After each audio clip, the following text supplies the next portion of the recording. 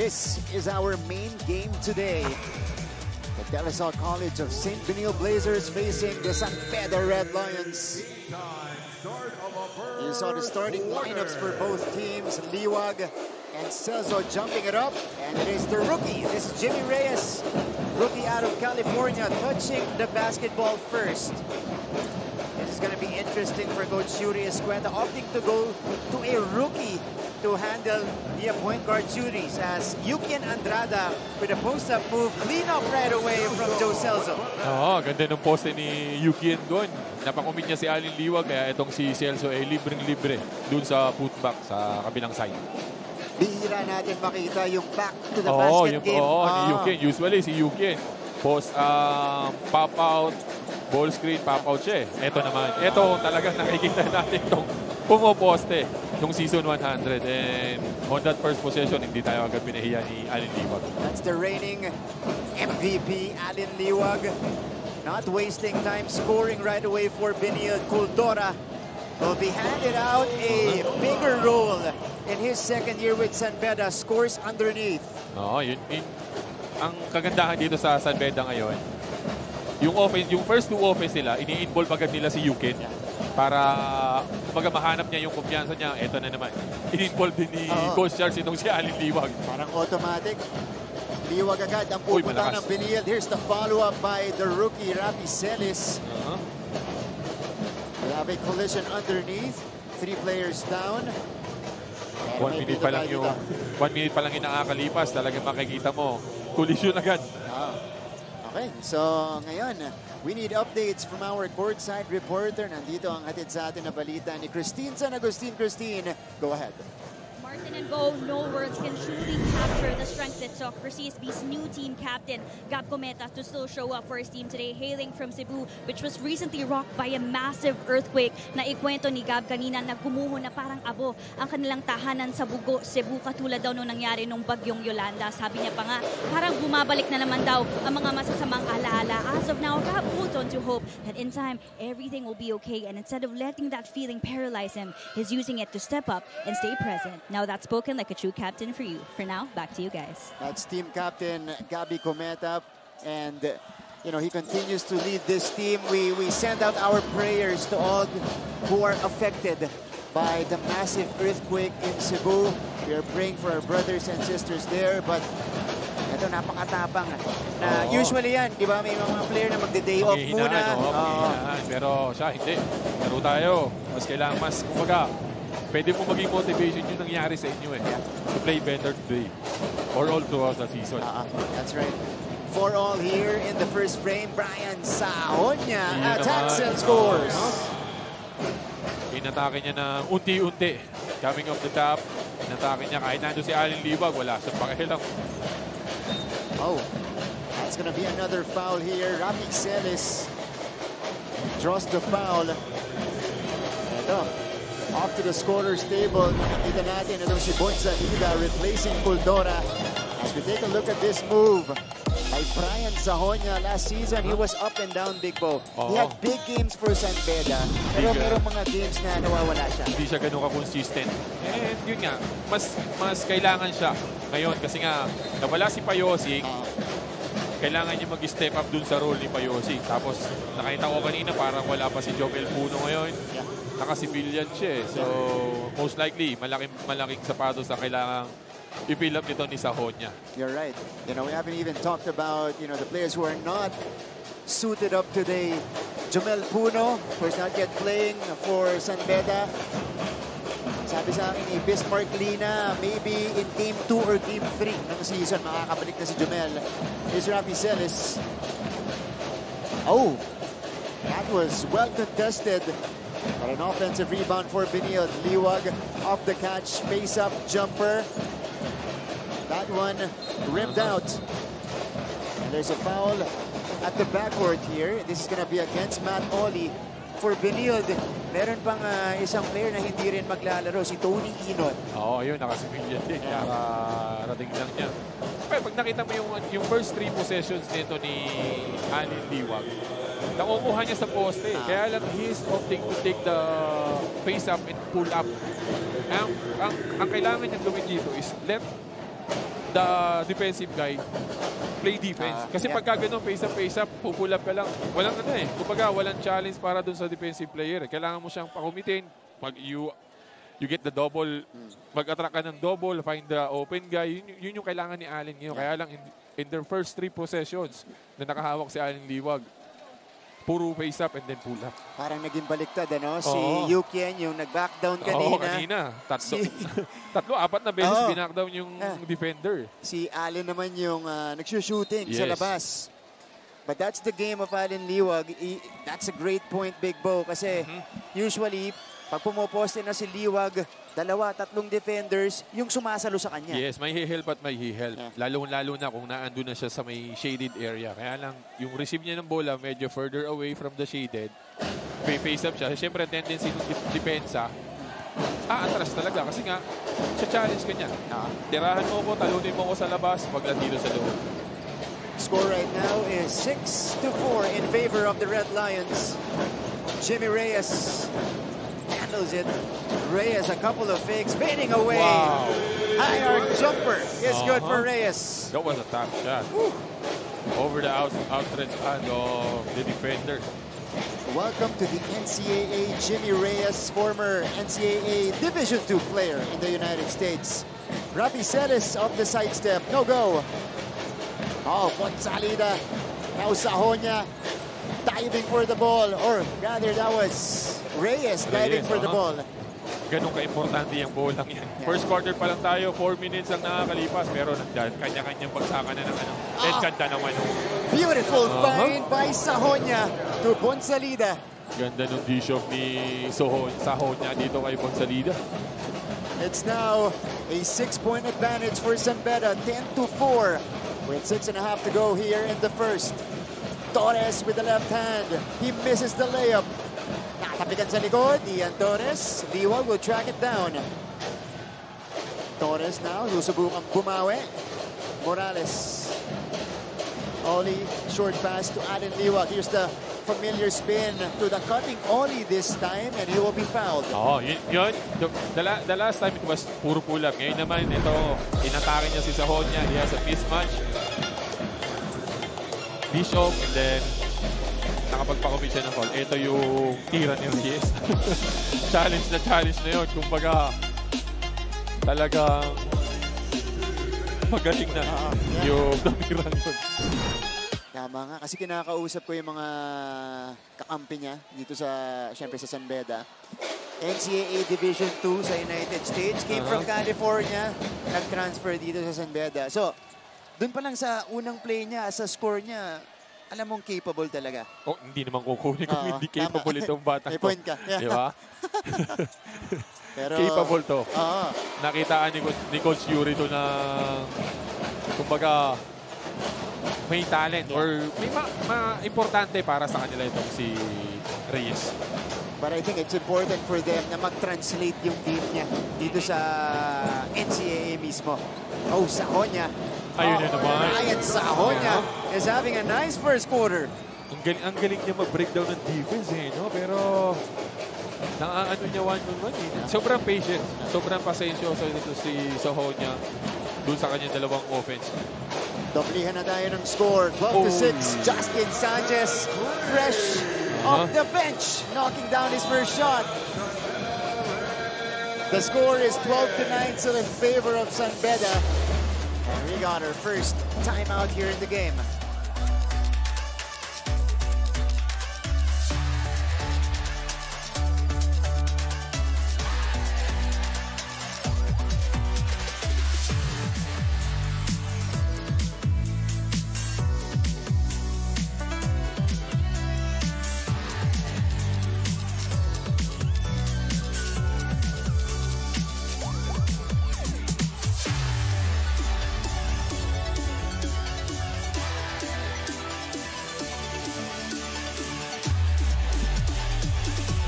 Inside the first quarter with 5 minutes and 40 seconds to go. The crowd is still here. Good sized crowd, especially for a Wednesday. And again, this is the opening day of NCAA season 101. If you guys missed out on the first game, well, you missed a lot. It was A double overtime game. Muntik pa mag-triple overtime yun. Sabi ko sa inyo, kung nag-stay lang ng konti pa si Big Bo doon, 3 overtime yun eh. Wala pa tayo sa ere ngayon. Yeah. Tama. Pero yun naman yung kumbaga iniintay ng mga manonood natin. Lalong-lalo na dito sa live. Susulitin mo yung bayad mo sa ticket. Di ba? Kahit mag-5 overtime kayo dyan, mag-grabs na yung 6-5 sa inyo dyan. Okay pa rin sila, di ba? Actually, that's a great way to start the season. Exciting kagad. Pero ito, panigurado, exciting din between San Beda and Benil. We have a 3-point game here in the first frame. Brian Sahonia has been doing well here in the first. Bonsalida inside, ilalabas kay Reyes for 3. Reyes knocks him down. Jimmy Reyes showing off his wares here in the first quarter. Parang kumbaga, walang rookie-rookie sa akin. 5 points already. There's Justin Sanchez. Just nailed a 3 before the timeout. Easy does it for Sanchez. Yes. Inunti-unti niya yung defender niya doon. Itong si Bonsalida, alam niya kaya niya, walang help. He just took that semi-hook. Brian Sahonia off to the right. Ito na si Ian Torres. Sanchez on the move again. Wow. 3 consecutive baskets for Justin Sanchez. In less than 2 minutes. He already had 7 points. Still dito ni Torres. Ooh, now Morales Wow! drops it in from long distance. And pag ganun lang. Kanina lamang San Beda. Ngayon. Burado. Ang labang nitong San Beda Red Lions. Benilde in control here in the first, 16-15.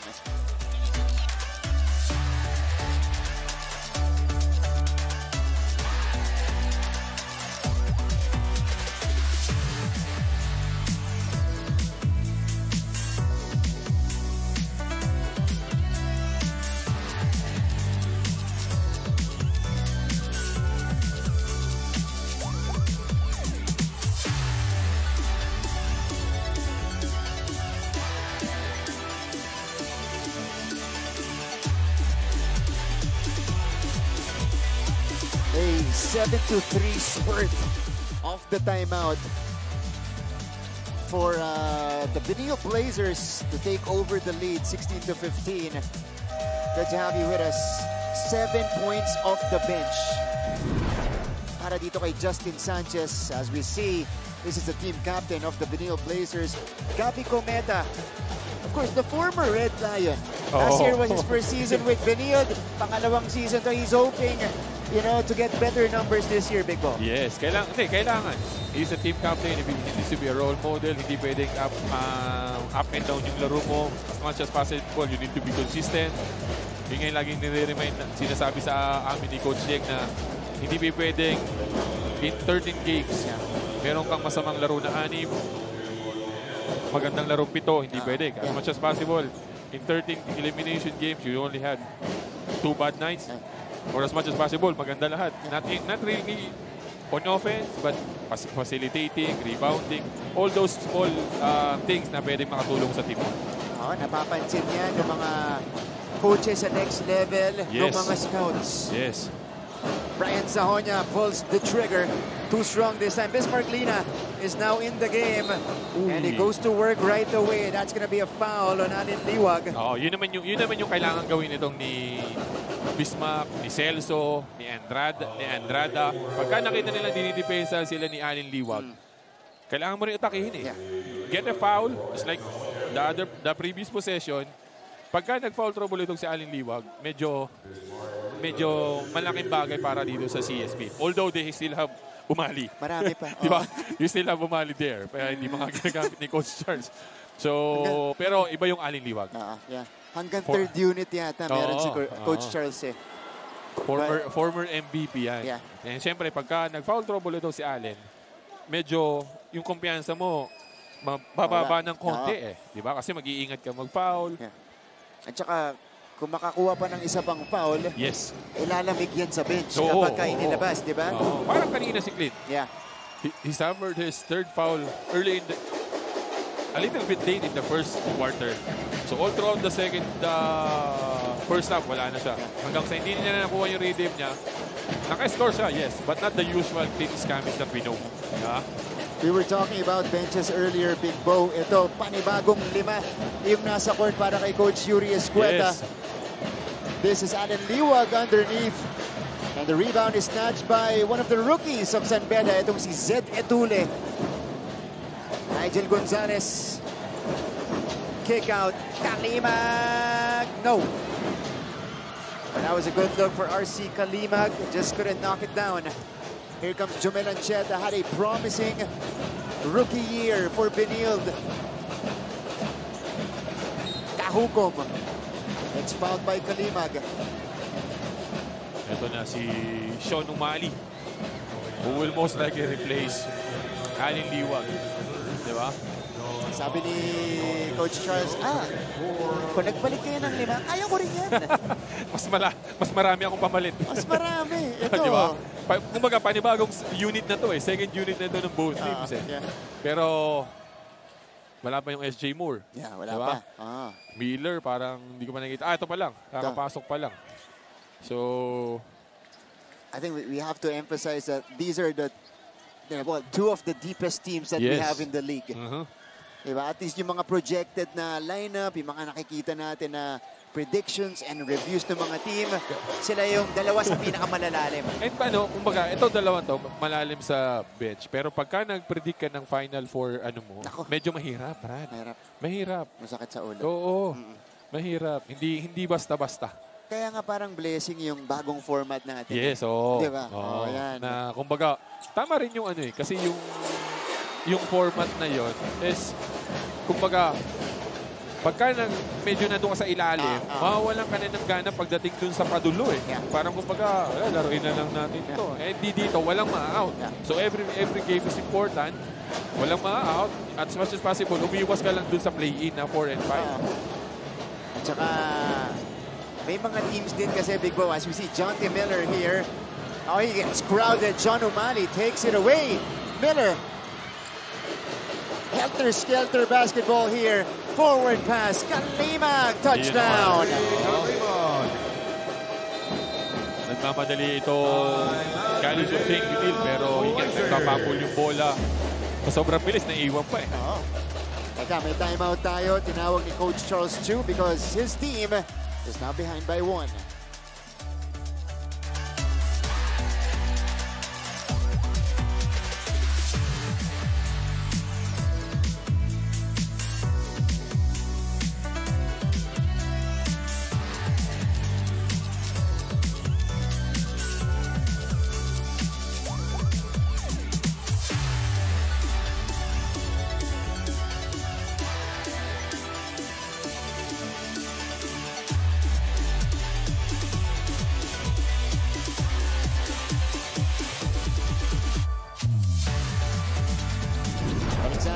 This is Yukien Andrada, his final year with the San Beda Red Lions. 12.1 points, 5.7 rebounds, 1.5 assists, and a very impressive 33.9% from long distance.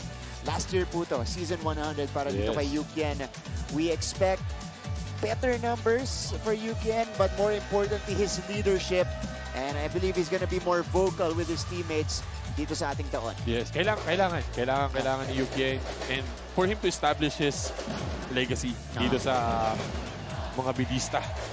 Kasi nga last year na ni Yukien, he was drafted in the pros. So, tsaka pag magandang nilaro mo rito, tinitingnan ka rin ng team mo sa pro eh. So, malaking bagay na nalilid mo itong team na to. Baga, may team ka na doon. Alam nila yung laruan mo dito. Madali nilang maipapasok doon sa sistema. Doon sa teams na yun.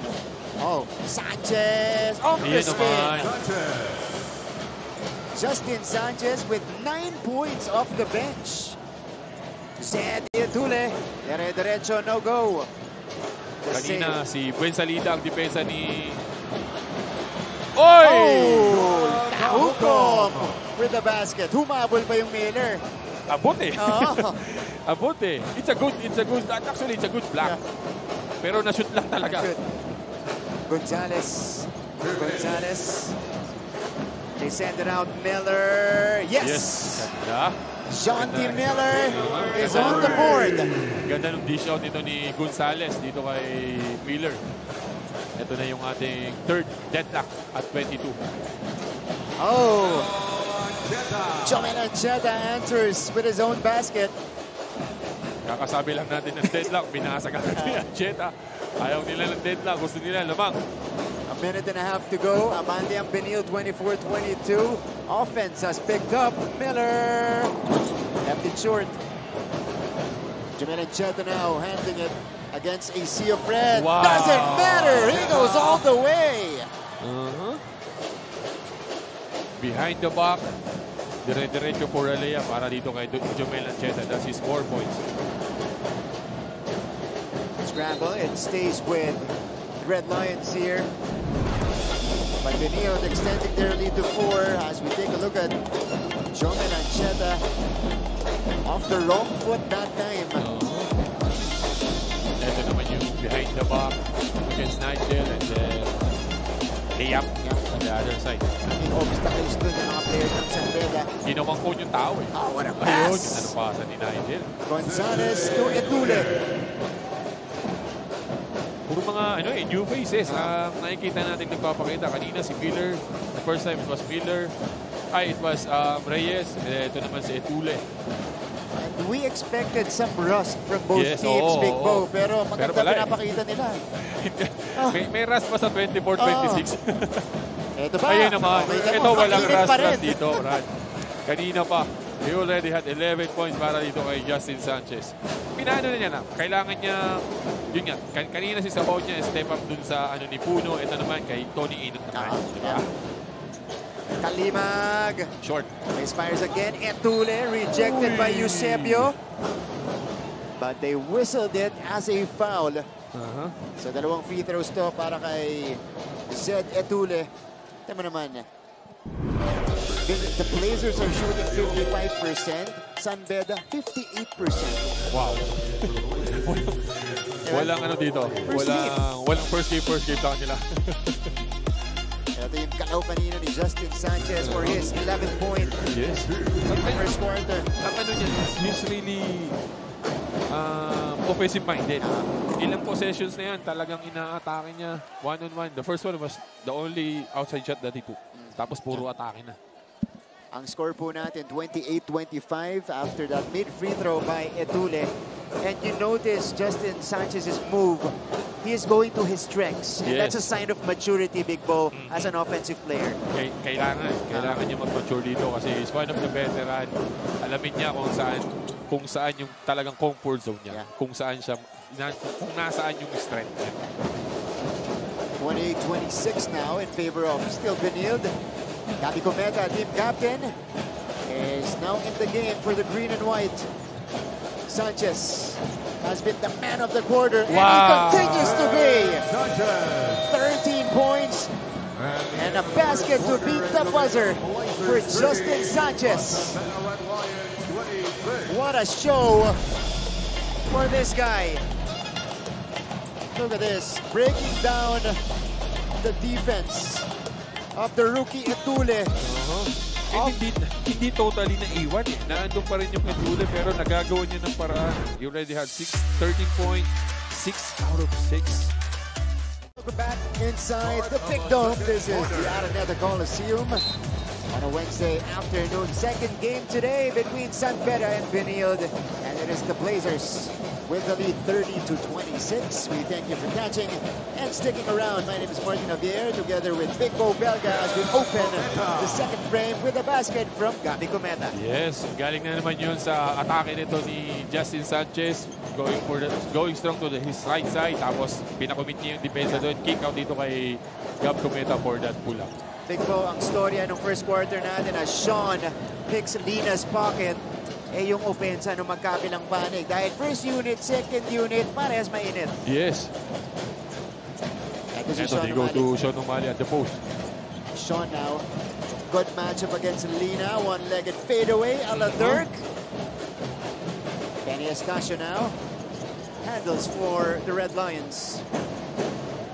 First entry also of the game for Benny Estacio, which is kind of unusual as he was the starting point guard of San Beda last year.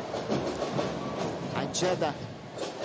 Merong mismatch kanina doon si Bish Maclina, kaya lang hindi niya inatake itong si Gab Cometa. They go to Sanchez again. Ito, Sanchez. Dinidikitan na ni Etule. Ito si Jomel Ancheta. Lina with a good tap. It is stolen. And that's an easy whistle on Jomel Ancheta, who was right in front of the running Etule. And it's a good foul. San Beda is going for the break. Wala pa naman kayo sa penalty. Use your foul. Yeah. And yun yung ano naman, presence of mind para dito kay Ancheta. Oh, making his way back to the NCAA is S.J. Moore.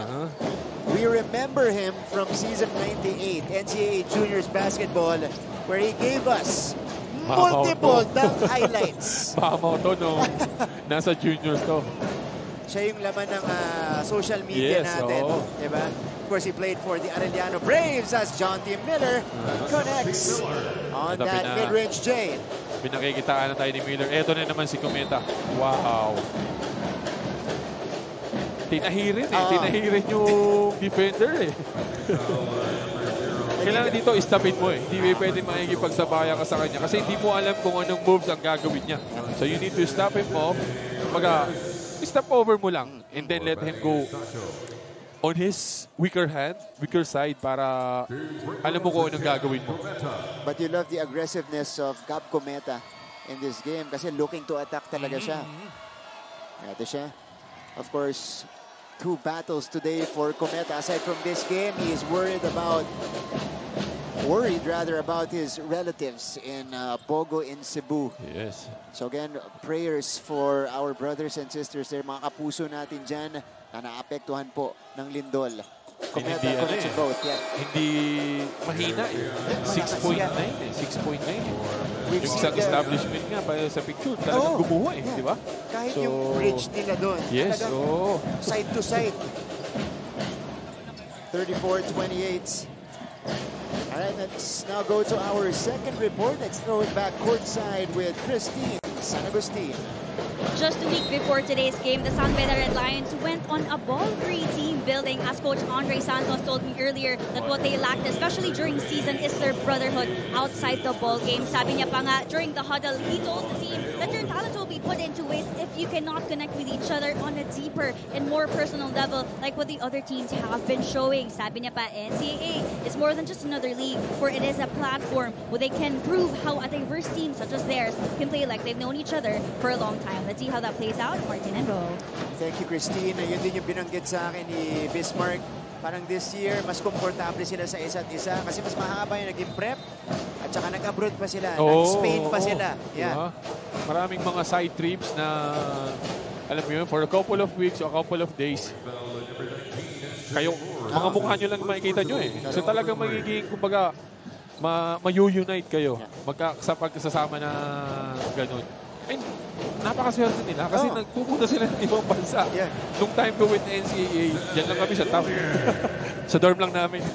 Hindi, nakapag-international ka. Wala. Nasa pro ka na. Oo, pro na. Tsaka most of my, nasa national team. Nasa national team. Yung mga... It's the best of the world. Ito yung cut sa ilalim kanina ni Zed Etule. Jimmy Reyes finding him for the basket. Here's a continuation for the rookie. Very aggressive itong si Etule dito sa podium natin.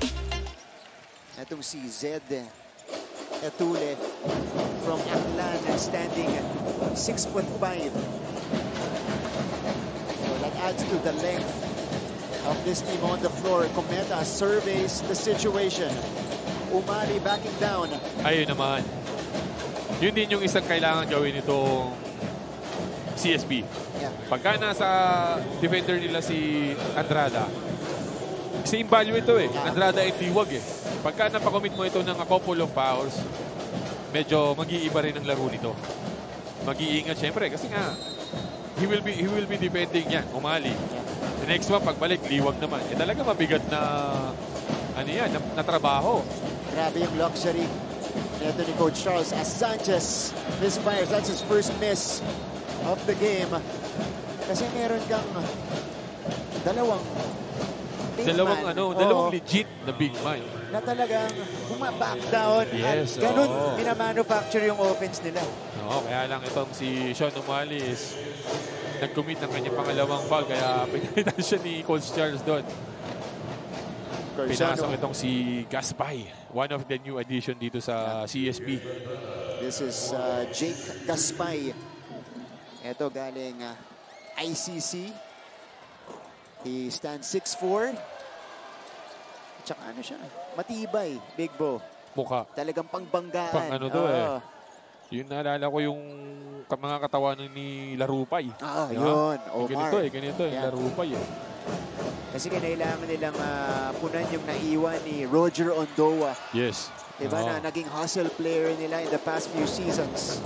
Of course, Ondoa has moved on and is now doing his residency with LPU.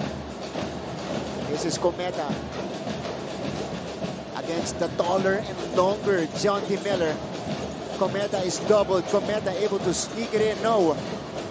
Short lang yung attempt ni Cometa doon. Ito na naman si Endule. Jimmy Reyes. Reyes attack the opening. And SJ Moore will be whistled for this one. Kita mo naman yung talo ng SJ Moore. Chumalis lang dito kay Reyes Talagang maiiba. Maiiba yung tira mo pagka itong si SJ Moore. Di man dito nakikita si Gaspay kung paano tumalon to. Ito yung atake ni Reyes. Ito yung SJ Moore. Buti na ako na yung floater ni Jimmy Reyes. Pero kung sabay lang, tapos yun. Para pinispike na volleyball yun. This is Alan Liwag. He's back in the game. Joe Celso also in for San Beda. So mukhang yun yung gustong matchup neto ni Coach Yuri kay Alan Liwag, Joe Celso.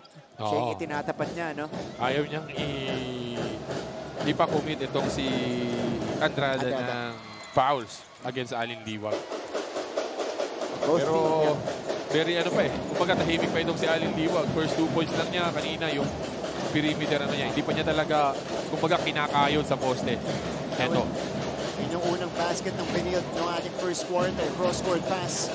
Gaspay puts it on the floor. The spin. Rejected by Andrada. Miller is on the move. Uy! Oh, John D. Wow! No. SJ gets it. He is running with it. Moore, dribble side one off his foot. Gaspay. Liwag attacks. Sending it out. Moore for 3. Moore knocks it down. Ganda naman yung kick-out, dish-out nito ni Alan Liwag. Papunta kay SJ Moore sa corner. Reyes couldn't answer. Moore grabbing the board. Actually, magandang matchup itong si SJ Moore tsaka itong si Miller. Two talented players sa magkabilang panig natin. And as we take a look at it, I expect we'll see the three-point shot here of Moore. The criticism before for SJ Moore was his outside shooting, his consistency. It looks like he has done the work in the offseason. Trinabaho niya yan. So timeout on the floor. 4-point game. Benilde still ahead.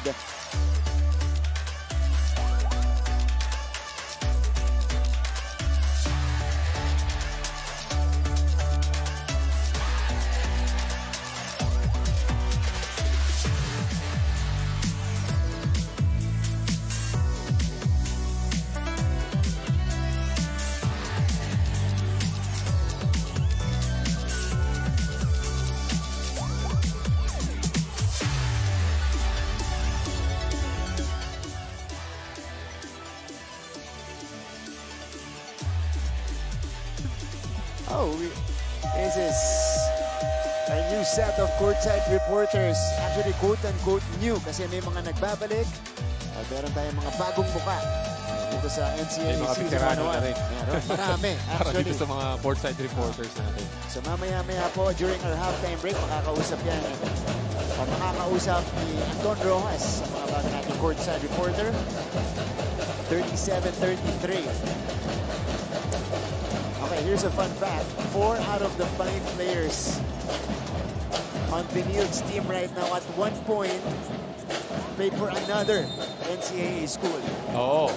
Dalawang San Beda, isang Arellano. Ito si Aling Liwa galing ng EAC. That's right. So, Si Jake Gaspay lang yun na iba. Gabi Gometa. Pero all of them are playing for CSB now. Yeah. Ito na naman si Ancheta. Sanchez. Heavily Ay, Sanchez bothered. pala, sorry. Moore just had to throw it up. Wala na, pa-shot lang na. Balik ang bola sa San Pedro Red Lions. Almost at the halfway point of the second frame. Rafi Celis also is inserted back by Coach Charles. And ito naman yung ito naman yung type of ball game na ini-expect natin dito. Walang lamang na malaki, lagi lang 3, 4 points. The most, maybe 6. Ayun naman yung Gaspay. Ayun na, nagparamdam na sa rebound na yun si Jake Gaspay. Cometa stopping Moore. Akala ni Moore, 3 points yung linyang yun. Mas malayo yan. Oy! Oh! It is a foot race, but a backward violation against the Blazers. Na blindside doon itong si Celis, dinouble siya off a blindside. Kinik-out niya, kaya lang walang tao sa pinasahan niya. 37-33. Jimmy Reyes surveys Sahonia, left open momentarily. Naka-recover si Moore. Look at the separation created by Sahonia. Mas kumbaga mas hefty itong si Sahonia kaysa kay SJ. Kaya lang, hindi rin basta-basta itong si SJ. Marunong gumamit ng katawan si Sahonia. Lalaban din to pagdating sa kanya. Kaya lang, talagang the experience of Sahonia, yung tibay. Inside pass. Gaspay. Mismatch yun dahil si Reyes yung nasa likod niya. Good recognition para dito sa mga tao ng CSB na nakita nilang may mismatch itong si Ito yung poste kanina ni Sahonia. Isang back down. Atras si SJ Moore. Talaga masasabi mo na matibay din itong si Sahonia dahil SJ Moore yung defender niya eh. Pero kumbaga pinagpag eh. Diba? Ito si Gaspay. Double. Kalimag with the help. Yun lang. And Kalimag gets it. Ito si Nigel Gonzalez. Sanbeda looking to tie the game. Rafi Celis crashing to the sideline. Muntik na mabangga yung ating referee doon sa sideline. Tignan natin yung encuentro dito. RC Kalimag. Rafi Celis trying to take it. Ganda nung anticipation dito sa passing lane. Kaya lang, sobrang dikit na sa sideline. Yeah. Of course, Rafi Celis is from Ateneo de Cebu. Ayan, sila yung tandem dun dati ni J House, Jared Bahay. Kalimag off the catch. Kalimag connects. Nice looking shot by RC Kalimag. In our game today, mas marami yung one-on-one kaysa sa set plays eh. You can see na puro atake. And ang kagandahan din sa mga defender, hindi rin sila basta-basta naiiwan. Naandun pa rin sila, kaya lang mas better yung ginagawa nito offensive player. Ito naman si Alan Liwag. Called for excessive steps. Kala ko, foul ang tinawag doon kay Celso, pero traveling pala. Nabanggit mo, Big Bo, mas marami tayong ISO play dito. Yes. And ang i-expect natin, mas mababa yung field goal percentage. Hindi, mataas pa rin. Hindi, mataas eh. Kasi nga, most of their one-on-one plays, nagiging successful sila eh. Kahit na yung defender na andun, ginagawa na lang nila ng paraan. Pero, they tend to make the basket eh. Kaya okay lang din eh. 50% for Benil, 56% for Sanbeda so far. Celso against Liwag. Lefty hook is good for Joe Celso. Talagang china-challenge sila itong si Derando. In the previous play, they ran this, the what we call Spain, and then dish off dito kay Celso. Ito naman si Gaspay, wala.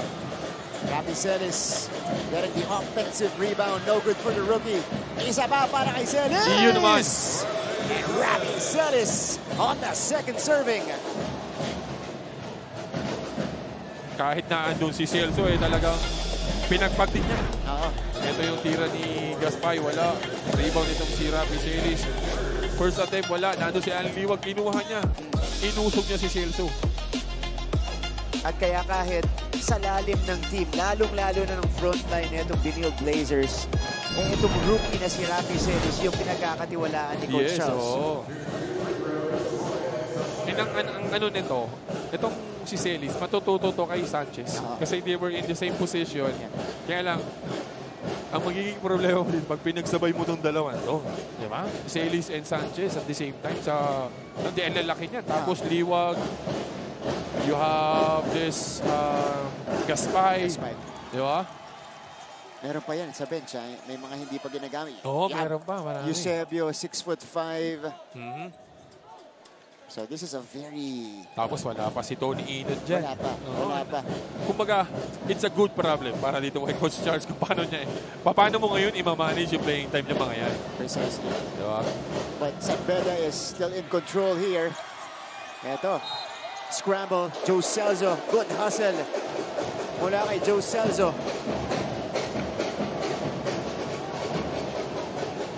So, kapag ito foul kay Allen Liwag, that's his second. Pareha sila ni Sean O'Malley. Tig-dalawa na. Both bigs nitong CSP. Medyo ano sa foul double. Ano to? Mortal sin to na makukuha ng kanang offensive rebound of a free throw. And this is red alert for Benil because Liwag is actually one of their main players na isa sa mga bumubuhay sa sistema ng Benil. Pagka ito nag-foul trouble, medyo maiiba yung takbo nito CSP. And at this point, Big Bo, we have to commend because Sanbeda is outworking Benil. Talagang tinatrabaho nila lahat. The little things are being done here by the Red Lions. Kumbaga hindi sila natatakot eh. Naandun na sila. Kaya tatlo ang abante nila dito after being down just a few minutes ago. Ian Torres. Teka, may foul. Kalimag ang tatawagan. Hindi pa binabalik ni Coach Charles ito si Justin Sanchez na napakainit ng first quarter natin. 13 points agad. Only took one shot in that second quarter. Or in this second quarter, rather. Dito na siya nag-rely na siya dito kay Rafi Celis sa second quarter natin. John T. Miller is back in the game. Sanbeda will double down on offense. Torres will attack. Torres again missing the lefty layup.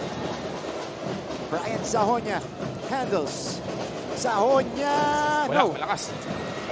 Gonzalez tracks it down. Sahonia outside. You can! Nope. Too strong. Good box out para dito kay Allen Liwag to secure that rebound. Torres.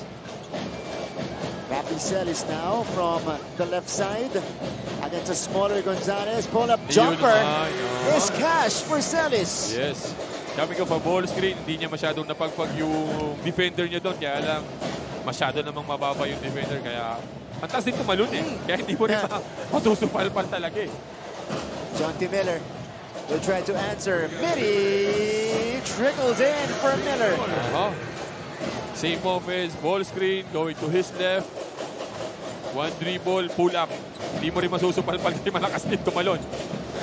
7 points now for John T. Miller off the bench. Hindi makuha ni Allen Liwag yung rhythm niya on offense. And then pinag-uusapan natin kanina, si Justin Sanchez. Binalik na ni Coach Charles dahil medyo shaky. Shaky ang offense nila. Ito yung atake kanina ni Rafi Celis. Masyado mababa si Sahonia. Pull up for the rookie, John T. Miller. Against two defenders. Naka-challenge na doon si Gaspay eh. Pero talagang iba rin yung may jeans, Brad. Iba rin yung may lahi. Good looking shot coming from Miller. Gonzalez. They're really looking for Miller. Dito sa natin. Ito, coming up a Staggart. Mukhang siya magiging focal point. Miller. No. Off the bank. Off. But they get it back. Fresh 14 for Sanbeda is down to 9. Gonzalez. Inside pass for Bismarck Lina. Stolen away. Forward pass. Liwag. Backs it down. Ganda nung leak out doon ni Allen Liwag. Kami ka pa fumble. Nakuha nyo nito ni Torres. Miller. Ito rin naman. No. Medyo lumamig na dito si John T. Miller.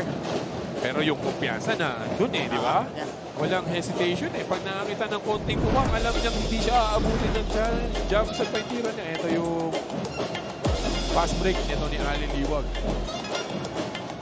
Good recognition from the rookie. Rapi Celis, he was the one who threw the forward pass. Ito pa yung first dunk natin. Galing dito sa season 101. Uy. Ooh. People getting tangled up underneath. There's a push. It's on Oli. And Oli will be called for this one. Oli against... Who's that? Sino mag-free throws? Nakakatuwa lang eh dito sa dito sa NCAA to be exact. Kasi first 2 games ng NCAA. No, close game. Tsaka natutuwa ako, Brad, kasi dalawang babae na na-referee ang tumatawag. Yeah. Di ba? Dalawang ganun katiwala yung commissioner natin sa mga referee babae. Yeah. Yan. Yun yung napansin ko sa first game, isa. Dito sa second game natin, meron din. Of course, we're mixing it up this season. Nakita ko dito isa sa mga legend natin ng international referee, si Bong Pascual. Yes. Siya yung nakamando dito. At nakabantay sa mga ref natin. Kasi nag-referee na yan sa kung saan. Even, sa tingin ko, nag-referee na sa USA ito eh. Olympics and diba? Sa World Cup. Eh. Yeah. Yes, For sure. 46-43. Justin Sanchez, drop off, Liwag. Sayang. Just keep the lid. Lumabas para kay Allen Liwag. Hinayang si Coach Charles. Kasi nilang pilihan itong ni Celis yung ring. Akala niya pasok eh. Ito. Pero wala, sa labas na yun. Palabas na talaga. Palabas na. But I like the play of Justin Sanchez right now. You know, if he's not scoring or if he's not taking shots, he is attracting the defense, finding his teammates. Yes, ito yung lady referee natin. Di ba? Yeah. So, second female referee today. First 2 games. NCAA in season 101. And they've been doing a fantastic job so far. Trying to keep everything in control. Yes. Mahirap. Ang isa sa sa experience ko in the pros. Ang hirap reklamuhan ng babae, Brad. Parang kumbaga, mamaya biglang umiyak eh. Di ba? So malaking bagay. Malaking bagay na babae yung referee. Yeah. Allen Liwag misses both. And this is Nigel Gonzalez getting the rebound here. Gonzalez, short shot for Gonzalez. 14 and a half left. Final shot time for Benil. They're down by 5. Torres.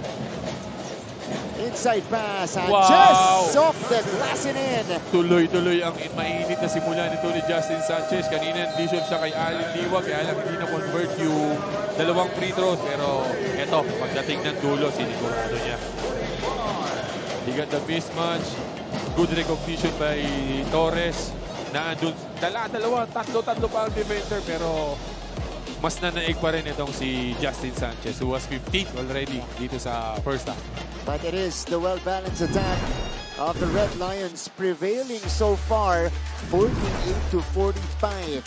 Okay, so as promised, mamaya po makikilala nyo ang ating mga courtside reporters dito sa NCAA Season 101, and of course the numbers, the important stats coming your way after this break.